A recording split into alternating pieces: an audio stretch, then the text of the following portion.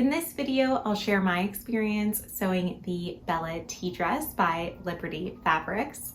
I'll share some really important information at the start of the video, which could potentially save you a lot of money on the pattern itself before walking you through my sewing project and final thoughts on the dress itself and the pattern. One thing to keep in mind is that I'm still a relatively beginner sewer with no formal training, so this isn't meant to be a tutorial, but hopefully the video will be useful to you if you're planning on sewing this very particular dress, or if you have a project that you've got in mind and just need a bit of motivation through a sewing vlog. I've included a playlist in the description below of YouTube videos that I watched and found helpful throughout my sewing journey of the Bella tea dress.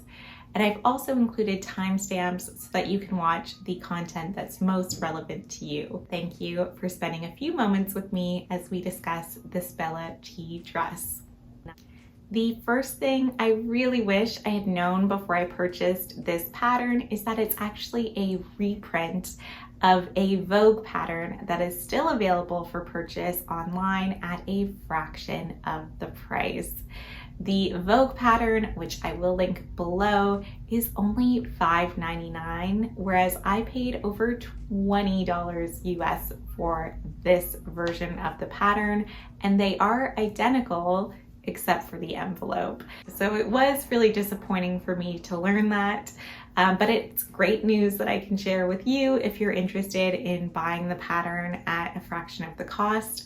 I'll also link an incredible blog post below where a blogger named Abby at Toile de Nord has channeled her inner Nancy Drew, and she's actually found us every single item in the series 1 and 2 of the Liberty McCall collaborations. She's found the original McCall/Vogue patterns, which you can again purchase at a fraction of the cost. The next comment that I'll make with respect to the pattern relates to sizing. This pattern comes in sizes 6 to 22. Now it's important to note that those are UK sizes, which I'll discuss further a bit later on. But it's also really important to pay attention to the format of the pattern that you're buying. When I purchased this pattern, it was available on the fold line in 2 formats. There was one format, which was for sizes 6 to 14, and there was a separate format for sizes 14 to 22. I purchased the 6 to 14 format, so I only have access to those sizes. If I wanted to sew a larger size, I would have to purchase the separate format. I did notice that on their website, you can actually purchase one paper pattern, which is for sizes 6 through 22, which would clearly be of better value because you would have the ability to sew a greater size range. I was a bit surprised because I ended up sewing size 14, and that's what I'm wearing today. Again, it's really important to keep in mind that these are UK sizes. I had taken my measurements and realized that I would likely be a size 12 according to this pattern. I did sew a muslin in a size 12, and I found it was a bit tight across the chest, which is why I decided to sew the 14 in my final fabric. The only downside, of course, is that that's the largest size that this pattern makes. So if I do want to make a slightly larger size, I would either have to get a bit more technically skilled and learn how to graft the larger size myself, or I would have to buy the pattern again. But you could potentially avoid this whole mess if you purchase the pattern from Liberty that includes the full size range, or if you purchase the Vogue pattern that I've shared in the link below, again at a fraction of the price for what I paid. So I just wanted to give you a heads up of this formatting issue in case you're considering that you may be between sizes.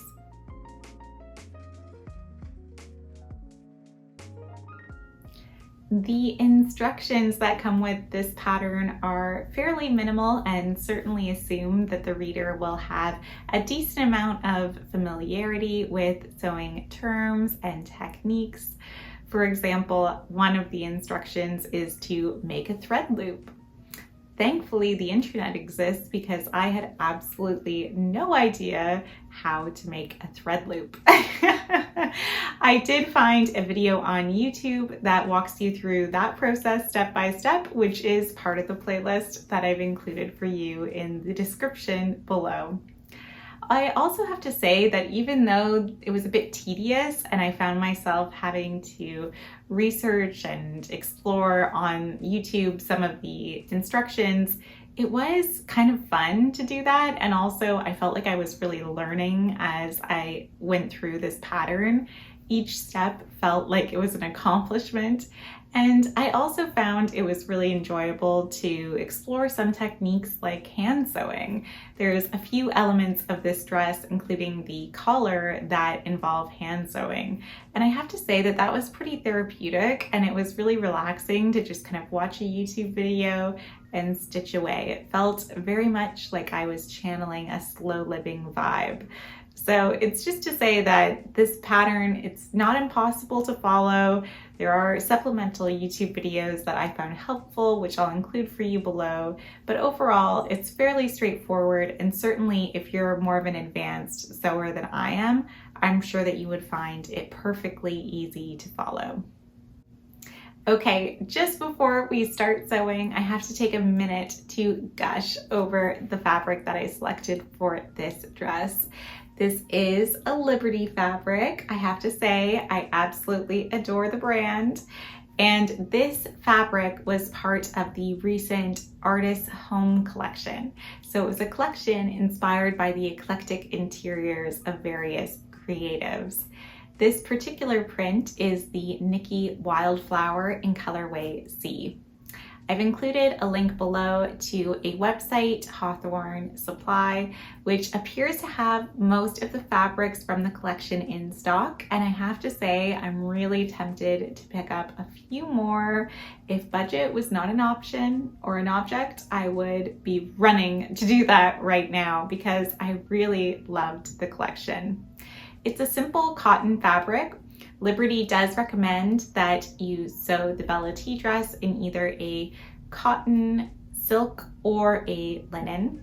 And I really found it was simple to work with, as cotton tends to be. I did decide to sew a contrasting collar, and it's a very simple white cotton fabric that I picked up at my local fabric shop. The first step is, of course, to cut out your pattern pieces in your final fabric. I've done that off camera, but here you can see the cutout of the bodice piece. I was quite intimidated by sewing the keyhole neckline.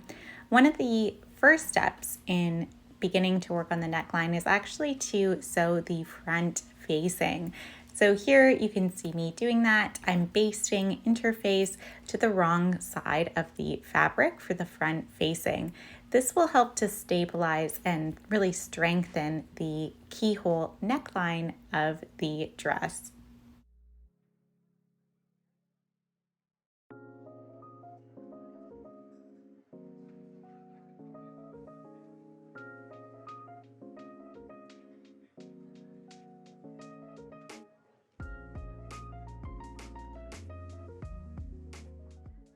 I actually find sewing darts on the front of dresses to be very satisfying. I think it's because it just instantly adds so much shape, and you can really create a very crisp line as long as you just sew straight, essentially. And that's exactly what I am trying to do in this clip.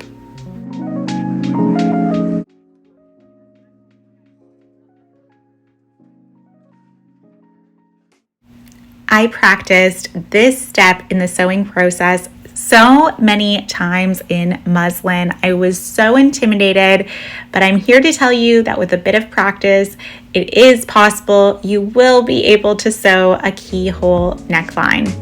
What you see me doing here is sewing that facing piece that I constructed earlier to the right side of the bodice. I'm sewing a V, which will eventually form the keyhole. It's really intimidating because I actually have to take a pair of scissors and cut a slit right in the center of this V. You will see me doing that in a few seconds. It is really intimidating to do because at this point you've already invested so much time in your sewing project that for something to go wrong at this stage, it would just be absolutely horrific. But with a bit of practice, the anxiety, it does diminish somewhat, and I was able to get through it. Here you can see that I'm then basting the facing on the inside just to clean up that neckline.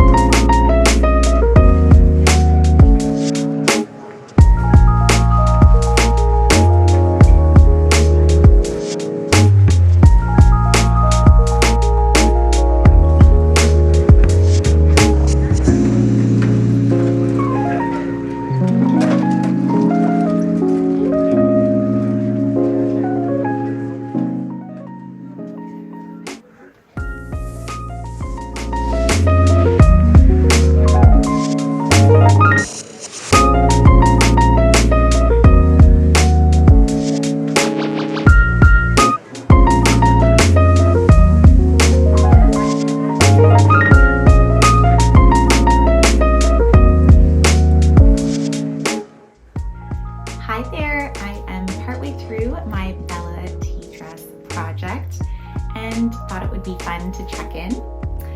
This is the current state of the bodice.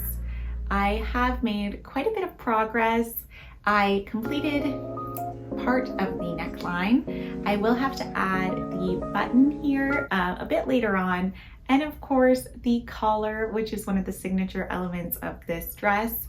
I've decided to sew the collar in a pure white fabric so that it really pops a bit more than it would if I used the exact same fabric as I have the dress to make the collar.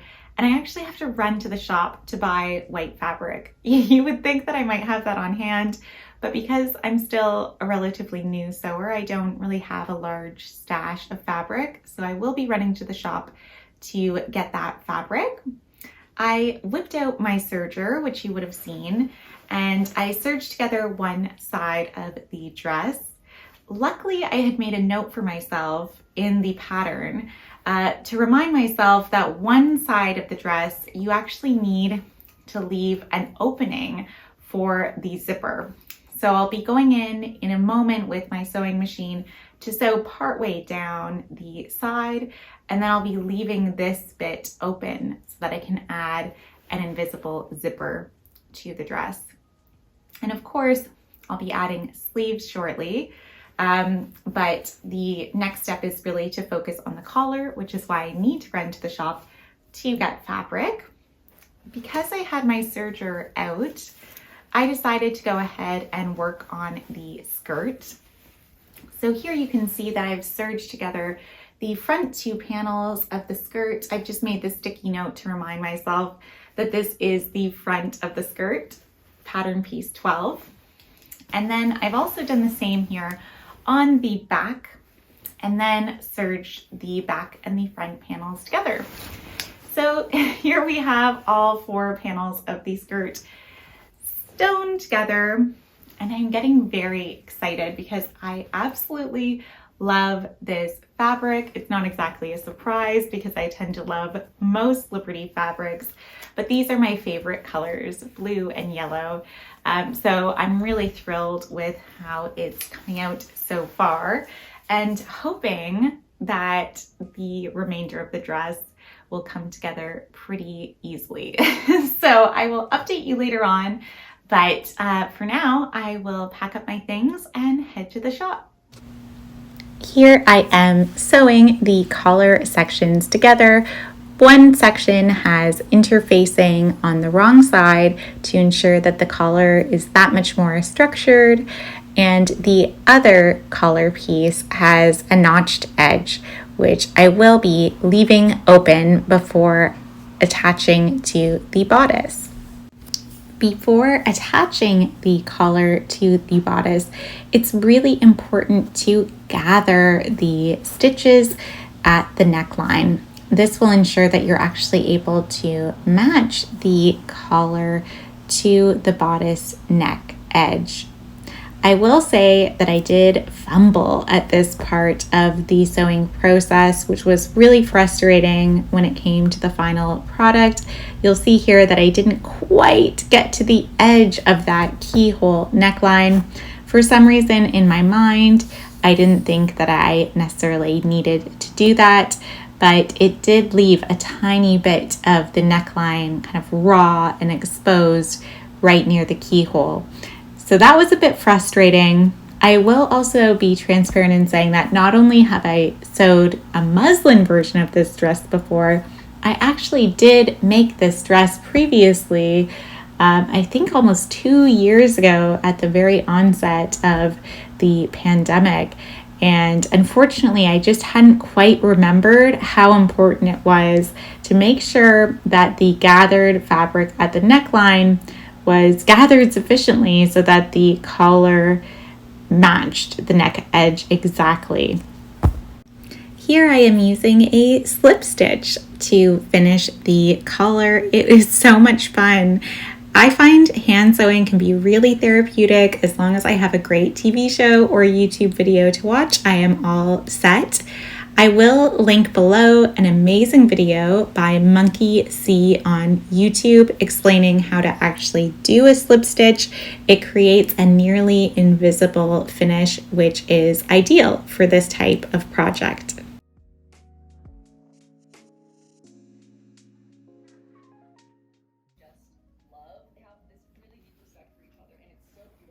Moving on to the sleeves. I love the amount of detail in the sleeves of this dress, beginning with the series of pleats that will actually be at the shoulder. These end up creating a really gorgeous kind of cap sleeve effect, which I think looks absolutely fantastic. It does take a little bit of time because you are sewing a series of pleats, but I think the end result is very much worth the effort.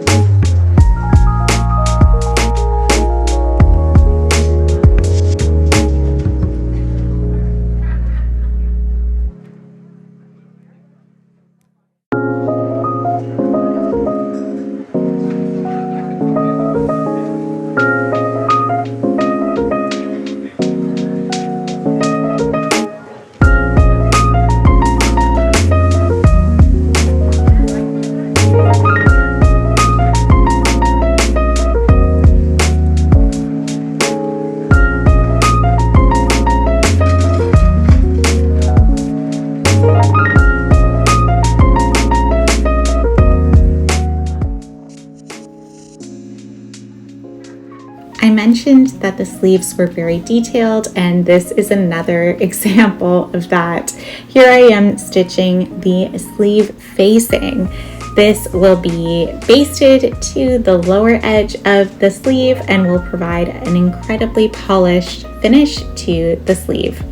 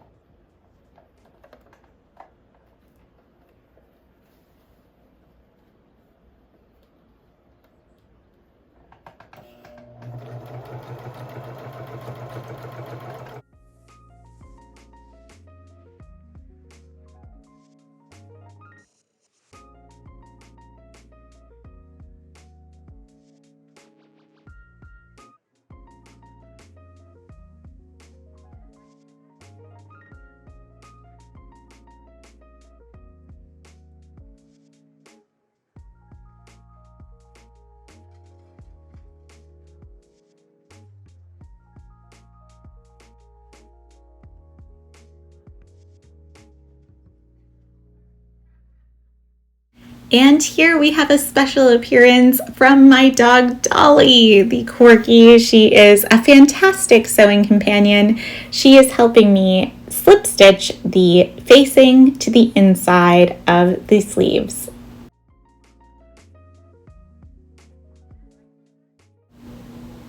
With right sides together, it's time to stitch the sleeves to the armhole of the bodice. This will essentially finish up the top portion of the dress.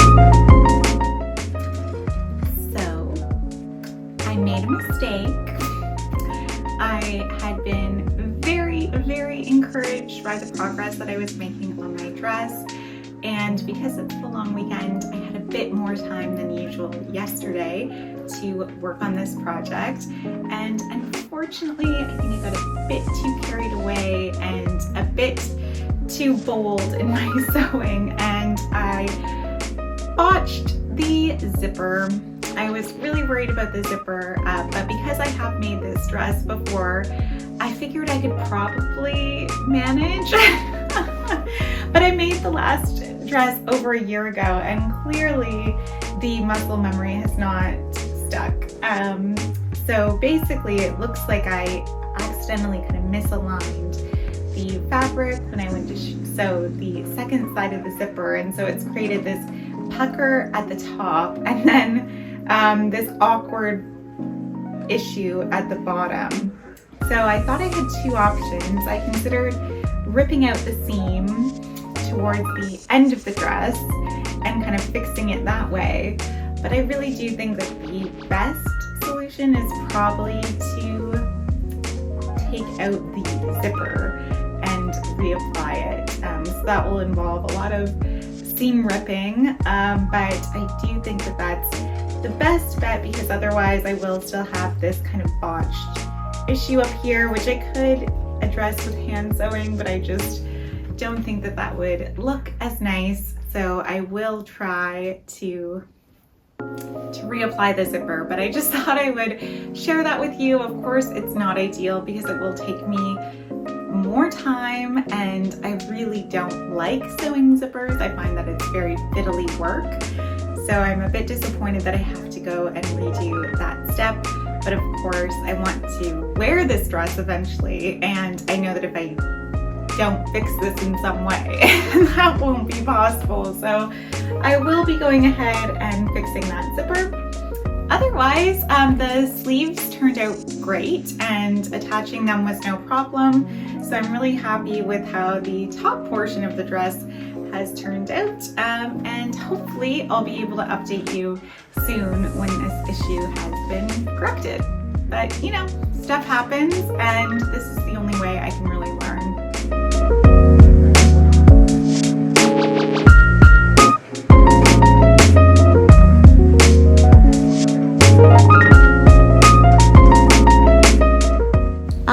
And here we are back to the drawing board. You can see that I am using my seam ripper to pull out all of the tiny stitches that are holding the zipper into place.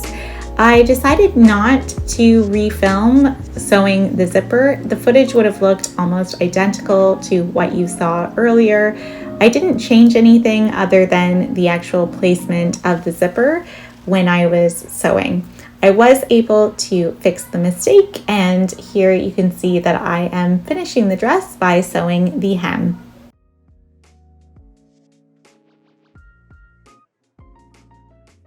The last and very satisfying step of this process was to sew the button at the left front opening of the keyhole neckline and to make a thread loop on the opposite side. Unfortunately, I didn't capture the best footage of actually making a thread loop, but as I mentioned in the introduction, I have found a video that explains the process far better than I ever could. I purchased this button on Etsy, and if I am able to find the shop, I will link it down below. And here we have the finished Bella tea dress sewn by yours truly. I am really pleased with how it turned out, despite the little missteps that we spoke about earlier. I've styled it with a very thin brown belt to further define the waist. In terms of final thoughts, I'll start with the most important thing, which is that I really enjoyed making this dress. Sure, there were a few steps in the instructions that I had to research on YouTube, but I didn't mind channeling my inner Nancy Drew, and I really found that I learned quite a bit through the process of making this dress. I also really like the silhouette. I find that the defined waist is very flattering, and I also really appreciate the Peter Pan collar and the puff sleeves. If you watched my recent video on the Nina Lee Baker Lou dress, then that will come as no surprise, as these two elements are even more exaggerated on that dress pattern and even more fun. This dress feels like it's a bit more wearable. It has a very kind of romantic vintage vibe, which I really like, and I can just imagine myself wearing it to the park or a picnic. I will be honest though in saying that I only wore it outside for the very first time today, so I'm still kind of tiptoeing into wearing my creation in the real world. I am a bit conscious of the fact that I didn't sew the collar perfectly. I did mess up a little bit here, and similarly, if you looked closely at the zipper, it likely would not pass anyone's quality standards tests. But at the same time, I think that's kind of beautiful because it's my dress and it's totally unique to me. And that's really why I love sewing as a hobby. I end up with something that's new and unique, and that's really an awesome and creative expression. So I'm happy with it, and I would totally recommend giving this dress a try if it's a silhouette that interests you. My only recommendations would be to really consider whether you are interested in purchasing the more expensive Liberty branded version of the pattern, or if you're interested in potentially purchasing the Vogue pattern at a fraction of the price for the exact same dress. I would also suggest that if you're a relatively new to early intermediate sewer, that you consider making a draft or muslin version of the dress before you move ahead with your final fabric, just given that the sizing may be slightly different than you're anticipating. But again, if you're a more advanced sewer than I am, you probably could skip that step. I hope you found this video helpful. I hope you found the curated playlist that I've included in the description box helpful. And if so, I would really appreciate it if you liked the video and considered commenting. I'm brand new to this space, and it's really encouraging when I hear back from you. Thank you so much, and I hope you have a great day.